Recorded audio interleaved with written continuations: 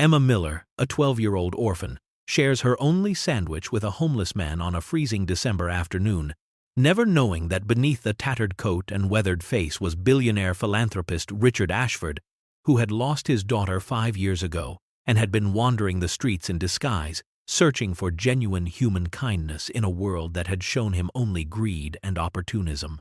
The next morning, 2 black SUVs would pull up to Street Catherine's orphanage, and Emma's life would change forever. Before I continue the story, please subscribe. I need to reach 1,000 subscribers so I can keep bringing you stories like this every day. It's just one click for you, but it means a lot to me. Thank you. Street Catherine's orphanage stood on the corner of Maple and 3rd Street like a tired old guardian. Its red brick facade weathered by decades of harsh winters and forgotten summers, its wooden shutters hanging slightly crooked, paint peeling in strips that curled like dried tears. The building had housed hundreds of children over its 72 years of operation, each one leaving behind an invisible mark, a whisper of dreams deferred and childhood abbreviated. Inside, the radiators clanked and hissed but never quite produced enough heat, and the floorboards creaked with stories they would never tell. 23 children called this place home, though home was perhaps too generous a word for rooms where 4 beds were crammed together, where closets held 2 changes of clothes per child if they were lucky, where dinner was often watered-down soup and day-old bread donated by the bakery down the street. Among these 23 souls was Emma Miller, 12 years old that December, with sandy blonde hair that she kept in a perpetual braid and gray-blue eyes that seemed far older than her years. Emma had arrived at Street Catherine's as an infant, left on the doorstep in a cardboard box with nothing but a handwritten note bearing her first name. And she had never known anything else. She slept in the 3rd bed from the window in the girls' dormitory, sharing the room with 7 others. And she had learned long ago to be invisible, to take up as little space as possible, to need nothing. But Emma possessed something that poverty could not diminish and loneliness could not erode.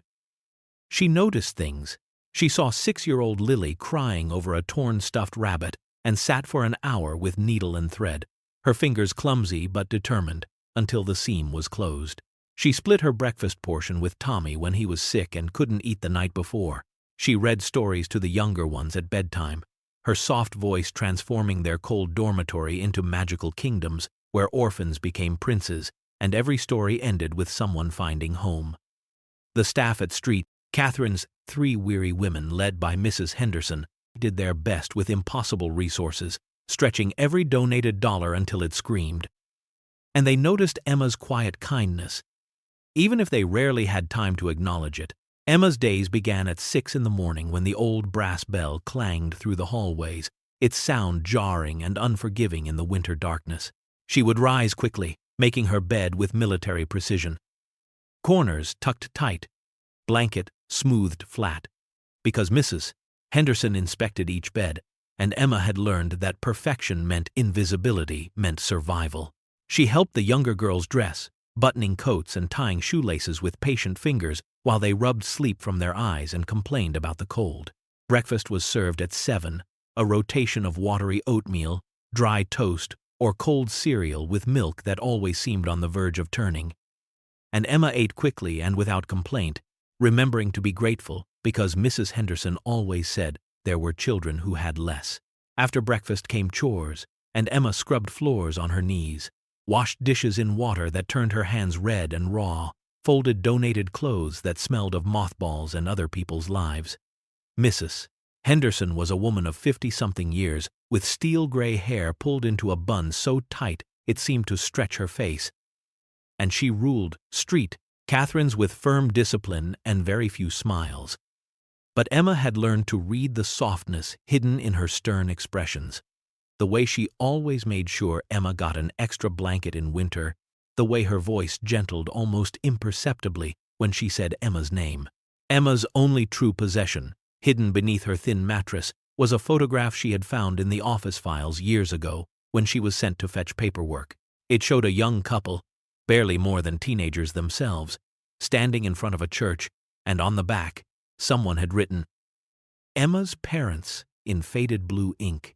She did not know if they were truly her mother and father. did not know their names or their story or why they had left her. But she studied their faces in the darkness before sleep, searching for her own features in theirs, inventing histories and tragedies that might explain her abandonment. Emma dreamed of college, of becoming a teacher like Mrs. Henderson, of having a small apartment with a kitchen where she could cook real meals.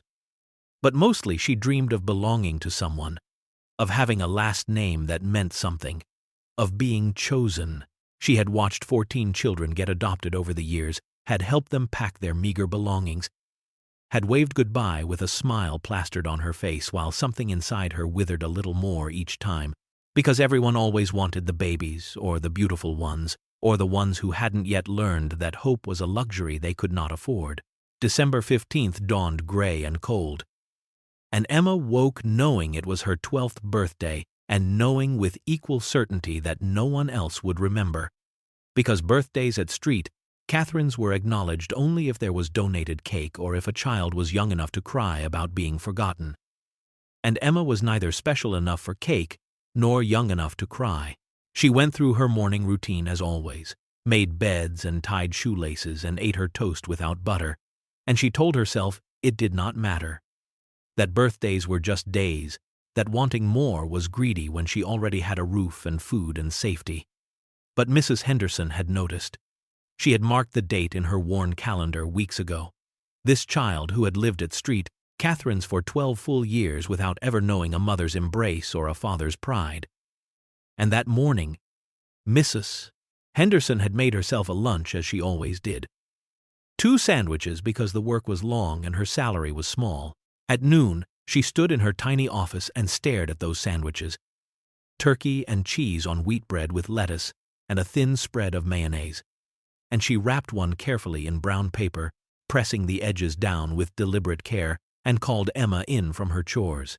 Emma appeared in the doorway, hands still damp from washing floors, eyes questioning and slightly afraid because being summoned usually meant trouble.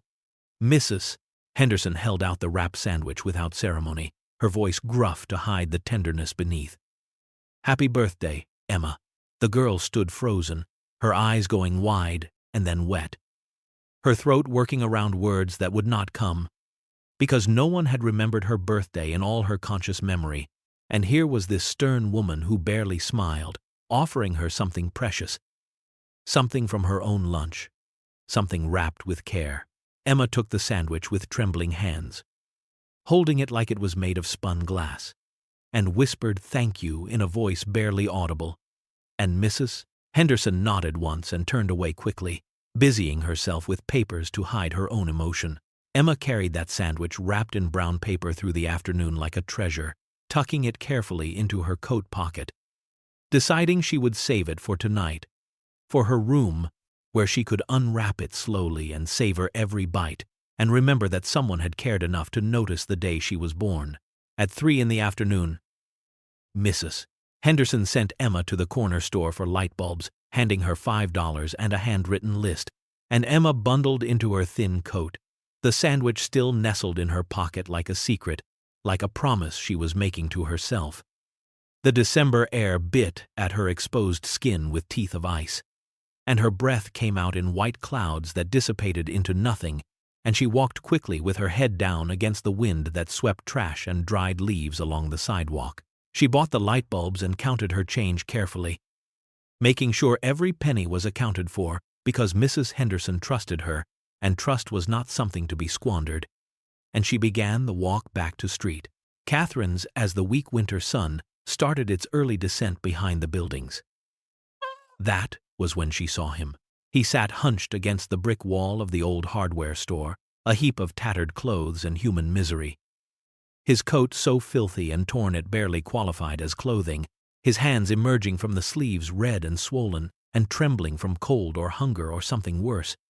A cardboard sign lay beside him, the words too faded for Emma to read from where she stood frozen on the sidewalk. She should have kept walking. She knew she should have kept walking, but their eyes met across the gray afternoon, and Emma saw something in his face that made her breath catch in her throat. A depth of sadness that was not just poverty or hunger but something soul-deep and ancient, a loneliness that mirrored her own in ways she could not articulate but felt in her bones. His eyes were blue beneath the grime and the hollow cheeks, and they held a question, not a demand, just a quiet wondering if anyone in this rushing world still saw him as human.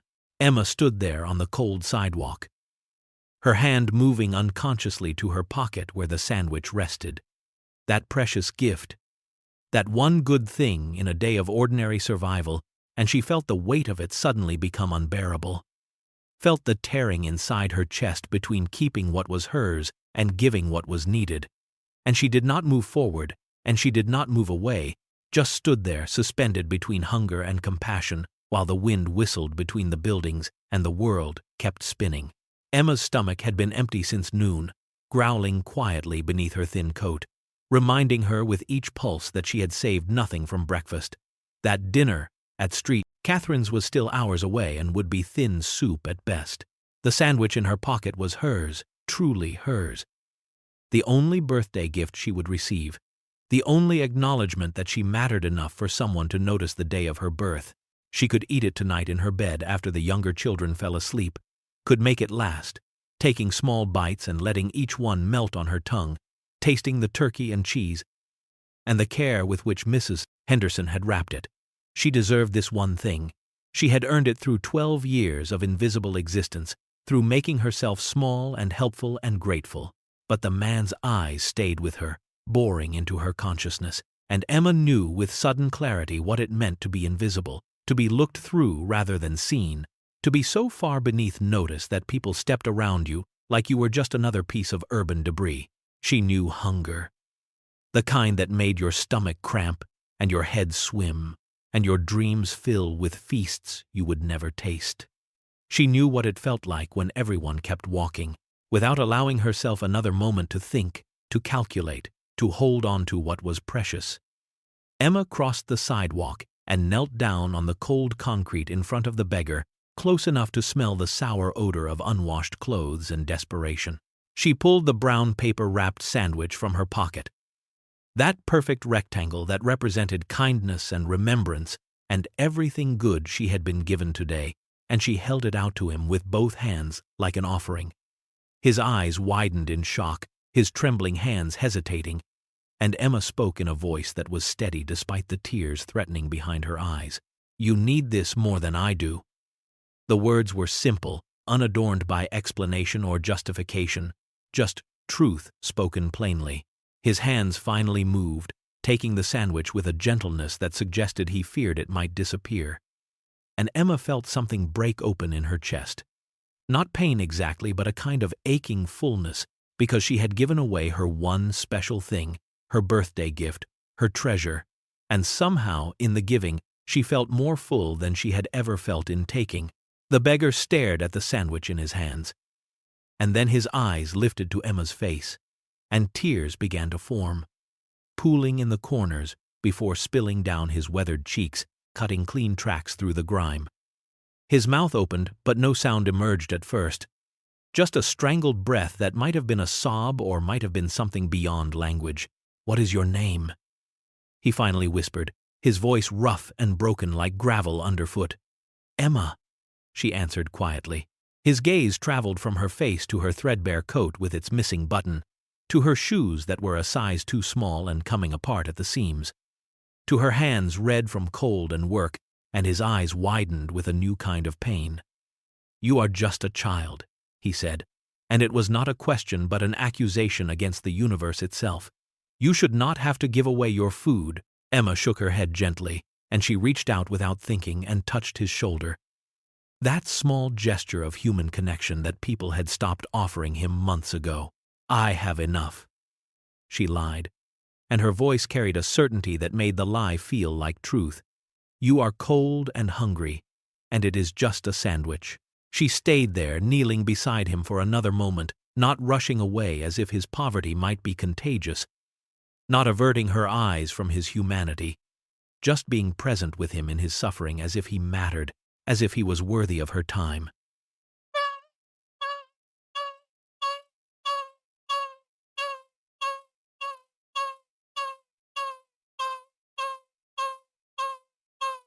brushing dirt from her knees, and gave him a small smile that held no pity, only kindness.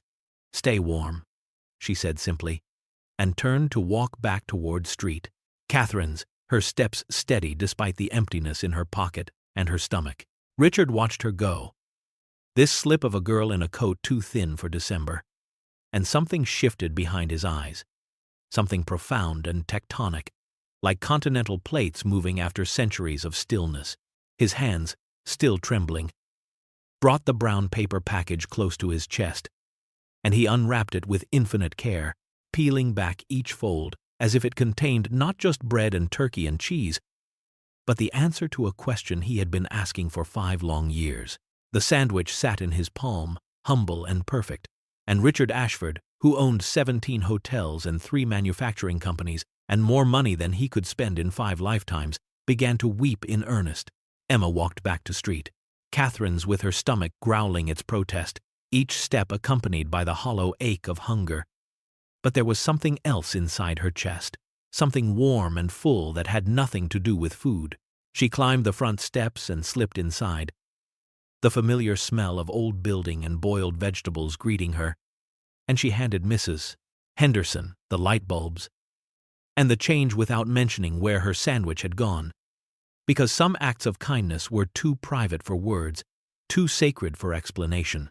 Dinner that night was thin vegetable soup and a slice of bread, and Emma ate slowly, making it last, while the other children chattered around her about their day. Later, lying in her narrow bed with Lily asleep in the bunk above her, and the sounds of 17 other breathing bodies filling the darkness, Emma thought about the beggar's eyes, about the tears that had spilled down his face, about the weight of pain she had seen there that went deeper than homelessness or hunger. She wondered if he had eaten the sandwich, if it had helped at all, if he was somewhere warm tonight, or still huddled against that brick wall in the December cold. Her stomach cramped with emptiness, reminding her of what she had sacrificed. But Emma found she did not regret it, could not regret it, because for one moment she had seen someone truly seen her gift and had been transformed by it. She fell asleep with that thought wrapped around her like a blanket.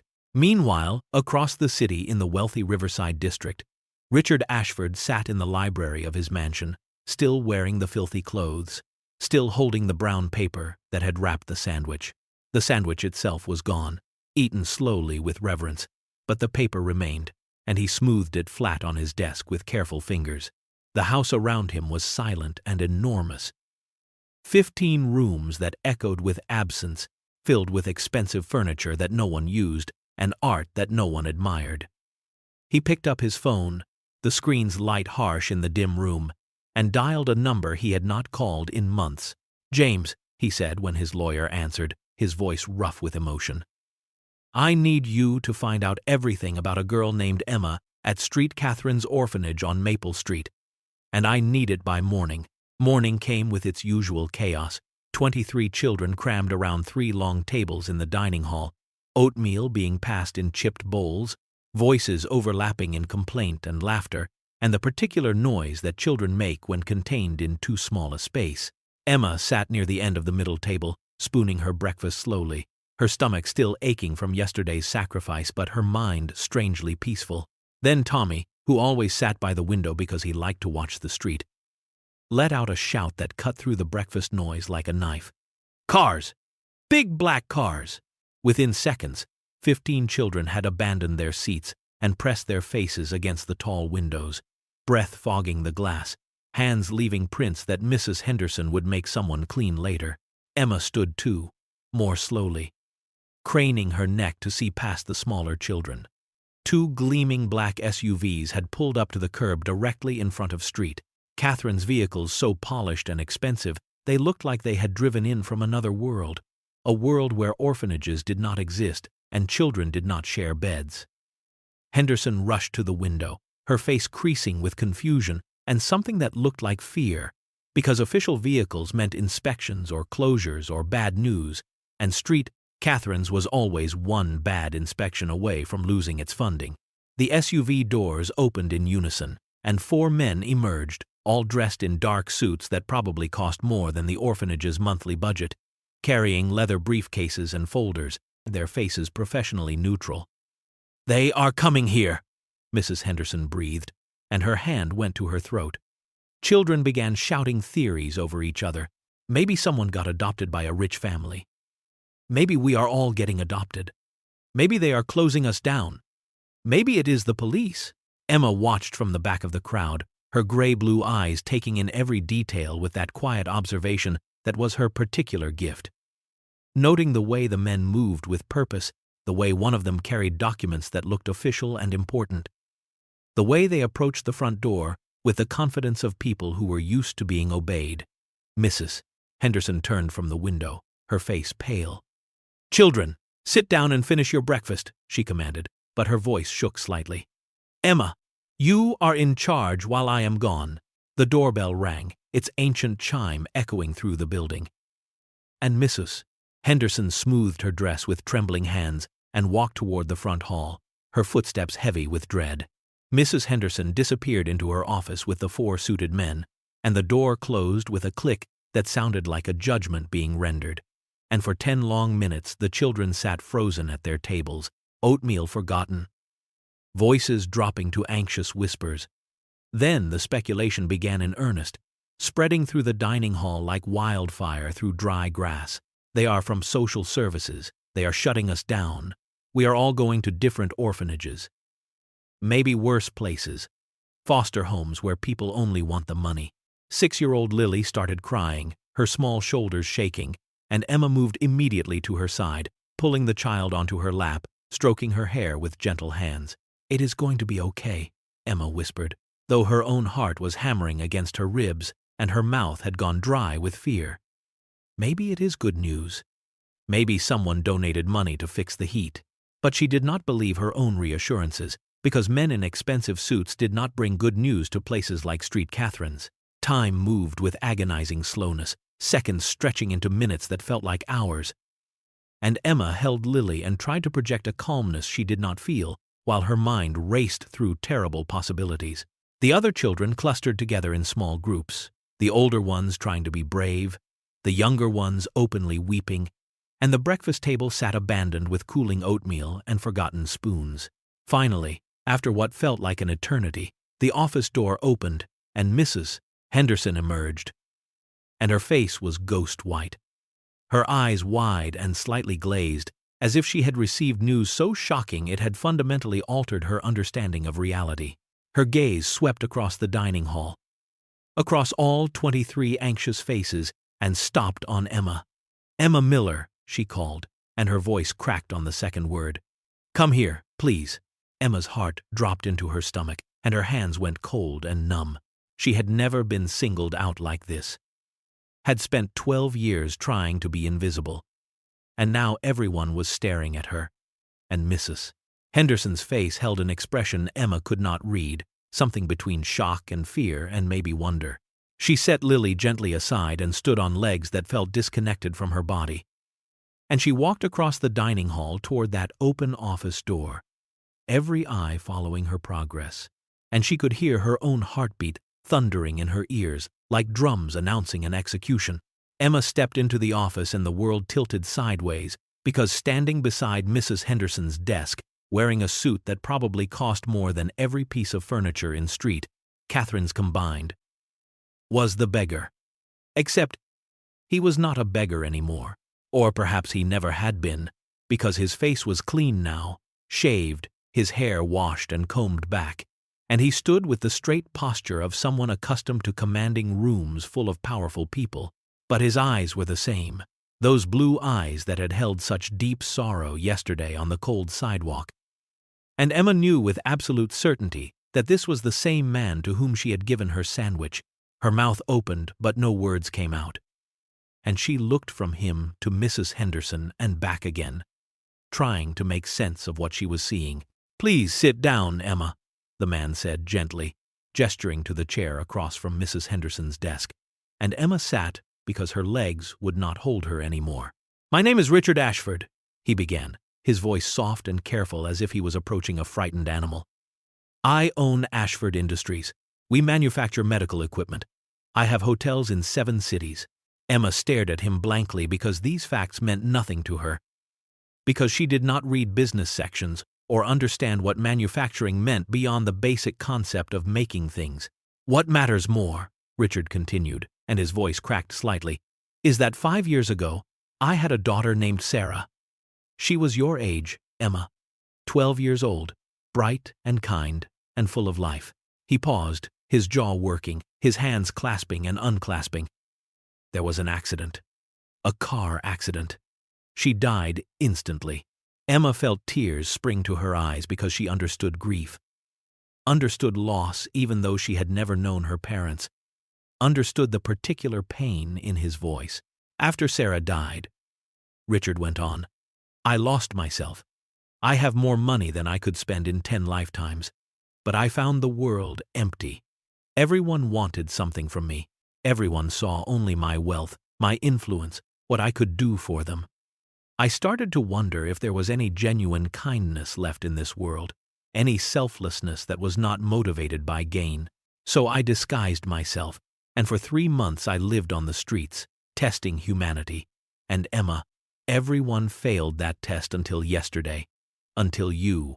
Richard leaned against Mrs. Henderson's desk, his expensive suit incongruous in the cramped office with its peeling paint and metal filing cabinets, and he began to explain in a voice heavy with pain and memory. For 3 months I lived on those streets, he said. I wore filthy clothes and did not shave or bathe. I sat on cold sidewalks with a cardboard sign. I watched hundreds of people walk past me every single day. Some were cruel, kicking my cup, spitting insults, telling me to get a job as if poverty was a choice I had made for entertainment. Most were simply indifferent, averting their eyes, stepping around me as if I was invisible, as if I had ceased to be human the moment I sat down on that sidewalk. He paused, his throat working around emotion. I am worth $4.7 billion, Emma. But in those clothes, with that dirt on my face, I was worth nothing to anyone. Businessmen in $1,000 shoes walked past without seeing me. Women in fur coats clutched their purses tighter. Even people who looked like they struggled themselves would not meet my eyes. I started to believe that Sarah had been wrong, that the world she believed in, the one filled with good people doing kind things, had died with her. Yesterday was supposed to be my last day, my final test before I gave up entirely. Then you appeared. A 12-year-old girl in a coat too thin for winter, clearly struggling yourself, and you stopped. You saw me. Not just looked at me, but truly saw me as a person worthy of dignity and compassion. Richard's voice broke completely now, tears streaming down his face without shame. My assistant found out the truth this morning. That sandwich you gave me was not just your only food. It was your birthday gift from Mrs. Henderson, the only acknowledgement you received on the day you turned 12 years old. And you gave it away to a stranger without hesitation, without expectation of reward or recognition. You restored something in me I thought was dead forever, Emma. You proved that genuine compassion still exists in this world, that Sarah's faith in humanity was not misplaced. You saved me in ways you cannot possibly understand. Richard straightened and took a deep breath, wiping his eyes, and when he spoke again, his voice carried the weight of a decision that had been forming since the moment he had unwrapped that sandwich in the library of his empty mansion. Emma, I want to adopt you. The words hung in the small office like something physical, and Emma felt the room spin, felt Mrs. Henderson's sharp intake of breath, felt her own heart stop and then restart with painful intensity. I want to give you everything, Richard continued, moving closer but not touching, respecting her space. A real home with your own room. The best schools, college, graduate school if you want it, travel, opportunities, experiences, everything you have been denied through no fault of your own. But it is more than that, Emma. My investigators spent all night learning about you. You are at the top of your class despite having no desk at home to study, no private tutors, no advantages. You help the younger children here without being asked. Your teachers say you are brilliant and kind and possess a maturity beyond your years. I am not looking for a child to simply fill the hole Sarah left. I am looking for someone whose life I can help fulfill, whose potential I can help realize. His voice cracked and fresh tears spilled down his cheeks. "You remind me of her, Emma. Not in how you look, but in your spirit. Sarah would have done exactly what you did yesterday. She would have seen someone suffering and given away her last possession to help them. She believed that kindness was the most important thing a person could offer the world, and you proved her right. I cannot bring my daughter back, but I can honor her memory by helping you become everything you are meant to be. I have wealth beyond measure, but no one to share it with, no purpose, no reason to wake up in the morning. You have dreams and potential, but no resources to fulfill them. We can help each other, Emma, if you will let me." Richard knelt down so he was at her eye level, this powerful billionaire on his knees before an orphan girl. "Will you let me be your father?" Emma sat frozen in the chair, her mind unable to process what she was hearing, because this was the dream, the impossible fantasy that every child at Street Catherine's whispered about in the dark. That someday someone rich and kind would appear and choose them and take them away to a life of comfort and belonging. But now that it was happening, now that it was real and sitting in front of her in an expensive suit with tears on his face, Emma felt only confusion and fear and a strange guilt that twisted in her stomach like something poisonous. She turned to look at Mrs. Henderson, searching for guidance, and the older woman's face was wet with tears, her hand pressed to her mouth. Emma's gaze traveled around the small office, taking in the water-stained ceiling tiles and the ancient filing cabinets, and beyond the door she could hear the muffled sounds of 22 other children, 22 other souls who also deserved homes and families and opportunities. "Why me?" Emma finally whispered, her voice barely audible. "There are younger children here, prettier children, children who have not been passed over for 12 years. What makes me deserve this when they do not? And how do I know this is real? That you will not change your mind, that this is not some cruel trick?" She looked directly at Richard now, her gray-blue eyes searching his face for deception. "What about the other children? If I leave, I abandon them. I help them, I take care of them, and if I go they will think I do not care anymore." Her voice grew stronger, more desperate. "I am not special, Mr. Ashford. I just gave you a sandwich. Anyone should have done that. It was not heroic or extraordinary, it was just basic human decency. You cannot upend my entire life because I did what anyone with a heart should do." Richard remained on his knees, and his expression held such gentle certainty that it almost hurt to look at. "Emma, that is exactly why you are special," he said softly. "Because you do not see your own goodness as anything remarkable. You think basic human decency is common, but I have spent 3 months on the streets learning that it is the rarest thing in the world. You gave sacrificially, without expectation, and you do not even recognize the magnitude of that gift. That is who you are, and that is why I am asking you to let me help you."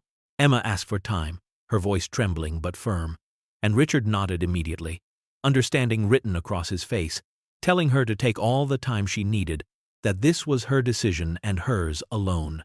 He left his phone number with Mrs. Henderson and departed in one of the black SUVs. And the moment he was gone, the children descended on Emma like a flock of starlings, questions tumbling over questions, voices rising in pitch and volume until Mrs. Henderson had to shout for silence. That evening, after a dinner that Emma could not taste, the children gathered in the common room, an unspoken assembly called by the gravity of the situation. They sat on the worn couches and the threadbare carpet, and Emma found herself at the center, feeling their eyes on her like physical weight. Tommy spoke first, his voice bright with vicarious excitement. "You are going to be rich, Emma. You will live in a mansion and eat fancy food and never have to scrub floors again." Some of the older children nodded, genuinely happy for her, understanding that this was an opportunity that came once in a lifetime, if it came at all. But others were quiet, their faces shadowed with something that looked like betrayal. Then Lily, sweet 6-year-old Lily, whom Emma had rocked through nightmares and taught to tie her shoes, pushed through the group and threw herself into Emma's arms, sobbing, "Do not leave me," she cried into Emma's shoulder. "You are the only mother I have ever known. Please do not leave." Emma held her, feeling her own tears start to fall, feeling her heart being torn in 2 directions. With such force, she thought it might actually rupture. These children were her family, the only family she had ever known. They shared beds and meals and sorrows. She knew all their fears and dreams. She was the one who braided hair and checked homework and told bedtime stories. How could she abandon them for her own comfort? But another voice whispered in the back of her mind, small and guilty and persistent. This is your chance. Your one chance to escape, to have a future, to be something more than just another forgotten orphan. Lily will survive. They will all survive. They survived before you started helping them. Emma looked around at all their faces, some hopeful, some resentful, some confused, and she made a promise she did not know if she could keep. "I will never forget you," she said through her tears. "No matter what I decide, you will always be my family." Late that night, long after the other children had fallen asleep, Emma sat alone in the dark common room, staring at nothing, her mind churning with impossible choices. She heard footsteps on the stairs and looked up to see Mrs. Henderson in her nightgown and robe, her gray hair loose around her shoulders for once, making her look softer and somehow younger. "May I sit with you?" the older woman asked, and Emma nodded, and they sat together in silence for a long moment before Mrs. Henderson began to speak in a voice Emma had never heard from her before, gentle and vulnerable and full of memory. "I was an orphan too, Emma. I lived in a place much like this one, from the time I was 4 until I was 17. I thought I would age out of the system and disappear into poverty and obscurity like so many others. But when I was 16, a teacher noticed me, saw that I loved books and learning, and she paid for my college education out of her own modest salary. She gave me a chance I did not think I deserved, and I fought her on it. Emma, just like you are fighting now. I told her there were other children more worthy, that I could not accept such a gift, that it was not right for me to escape when others could not." Mrs. Henderson took Emma's cold hand in her own warm one. "That teacher told me something I have never forgotten. She said that accepting help is not selfish. It is accepting grace, and that grace accepted can multiply and spread to others in ways we cannot predict. I became a teacher because someone invested in me. I came back here to help children like us because someone gave me the tools to do so. Emma, your sandwich was not just kindness, it was a bridge between two broken people, and now Richard Ashford wants to build another bridge for you. You can cross that bridge and still honor where you came from. You can be adopted and still love these children. You can receive, and then, when you are able, give back in ways that are greater than you can imagine now. Sometimes, my dear girl, we are meant to receive, not just give, and that receiving is its own form of courage." Mrs. Henderson's voice broke with emotion. "I am giving you my blessing, Emma. Take this chance. Fly.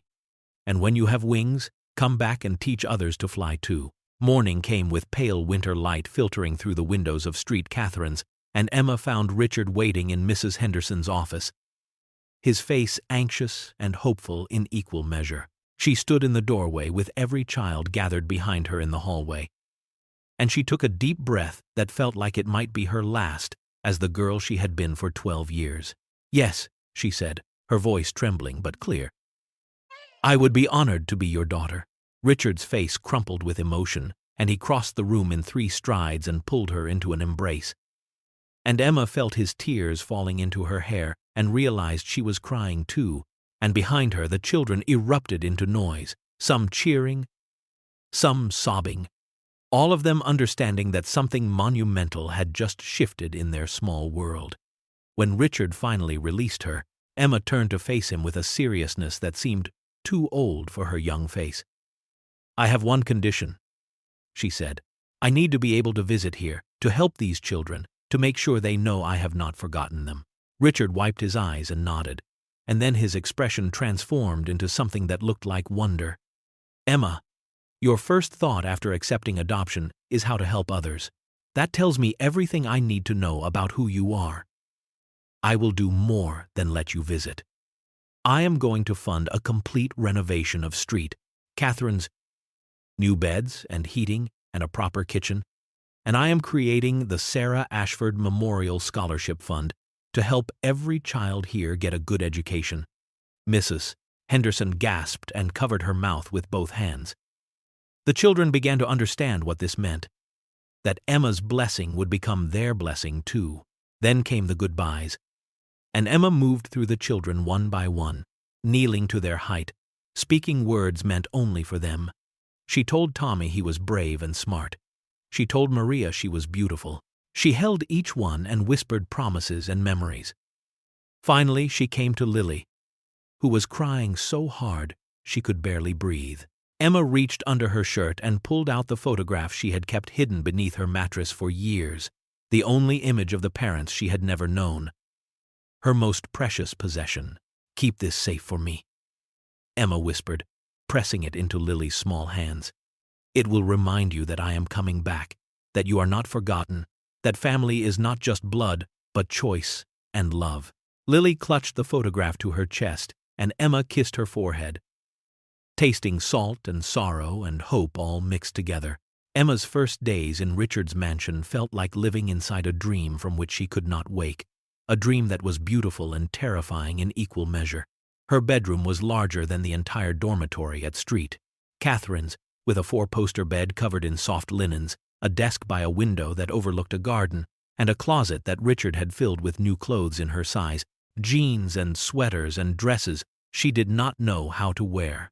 The kitchen held more food than she had seen in her entire life, and the chef asked her each morning what she wanted for breakfast, and Emma did not know how to answer because wanting had never been part of her vocabulary. Richard was gentle and patient, introducing her to his world slowly, explaining things without making her feel stupid for not knowing. He hired tutors to help her catch up academically, though she was already ahead in most subjects, and he enrolled her in a private school where the other students arrived in cars that cost more than Street Catherine's annual budget. But Emma was lonely in a way she had never been lonely before, because at the orphanage she had been surrounded by noise and bodies and shared experience, and here she was isolated in luxury, eating meals at a table that could seat 20 but held only 2. The students at her new school looked at her with curiosity and sometimes pity when they learned she was adopted from an orphanage, and their conversations about vacation homes and ski trips and designer handbags felt like a foreign language she would never speak fluently. She missed Lily's small hand in hers. She missed the sound of children breathing in the dark. She missed having purpose beyond being taken care of. Richard noticed her sadness, even though she tried to hide it. The way she picked at her elaborate dinners, the way she stared out windows with distant eyes, and one night he found her crying quietly in the library at midnight. He sat beside her and did not ask her to stop or tell her everything would be fine. Instead, he began to talk about Sarah, about how the mansion had felt like a tomb after she died, how he had rattled around in these rooms unable to fill them with anything but grief. "I thought money could fix everything," he admitted, his voice raw. "I thought giving you material comfort would be enough. But I am realizing that we are both still orphans in our own ways, you missing the family you built at Street Catherine's, and me missing the daughter I lost. We are 2 lonely people in a big empty house, Emma. And I do not know how to fix that. But maybe we can figure it out together." 3 weeks after moving into the mansion, Emma reached her breaking point on a Thursday evening after a particularly horrible day at school, where a girl named Charlotte had loudly announced that Emma was Richard's charity case, his way of feeling good about himself, and everyone had stared. Emma came home and went straight to her room and pulled her old backpack from the closet, the one she had brought from Street Catherine's, and she began stuffing it with clothes, moving frantically, tears streaming down her face. "I cannot do this," she whispered to herself. "I do not belong here. I will never belong here. I need to go back where I fit." She was halfway out the window, bag slung over her shoulder, when Richard opened the door. For a moment they stared at each other, Emma frozen on the windowsill, Richard's face going white with understanding. "Please do not go," he said quietly, and something in his voice made Emma climb back inside, made her sink to the floor with her back against the wall, sobbing. "I am not your daughter," she choked out. "I am not Sarah. I cannot be Sarah. I am just a broken orphan girl who gave you a sandwich, and you are trying to turn me into something I am not." and I cannot breathe in this house.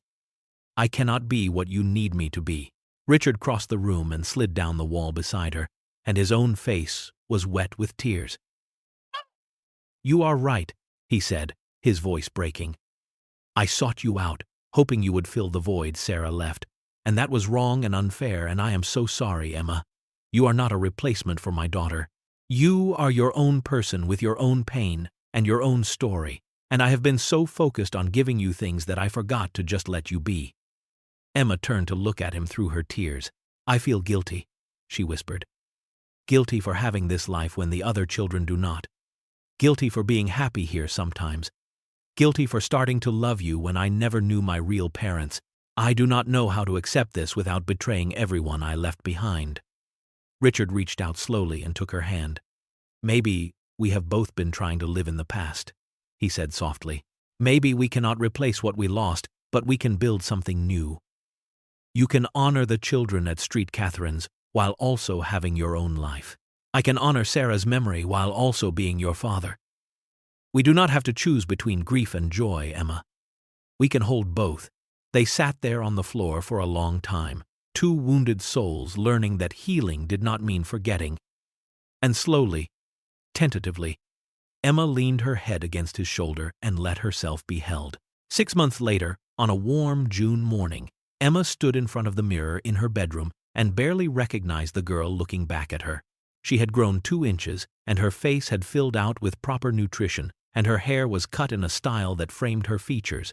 But more than the physical changes was something in her eyes, a confidence and peace that came from finally understanding that she could be both the orphan girl from Street Catherine's and Richard Ashford's daughter.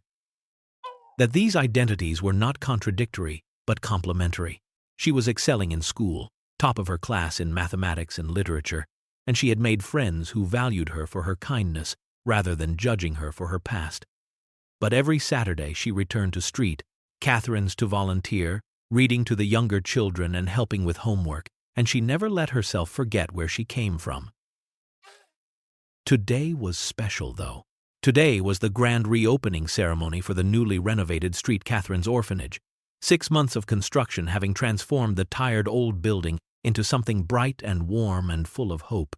Emma and Richard arrived together, and Emma gasped when she saw the bronze plaque beside the entrance that read Sarah Ashford Memorial Wing, with her late sister's dates and the words, "In honor of kindness, given and received." The children poured out to greet them. Lily at the front, taller now and beaming, still clutching the photograph Emma had given her, now preserved in a small frame. Emma knelt and hugged each child, and they dragged her inside to show her everything: the new beds with thick mattresses, the bright common room with books and games, the warm kitchen that smelled of fresh bread. Then Emma revealed her surprise.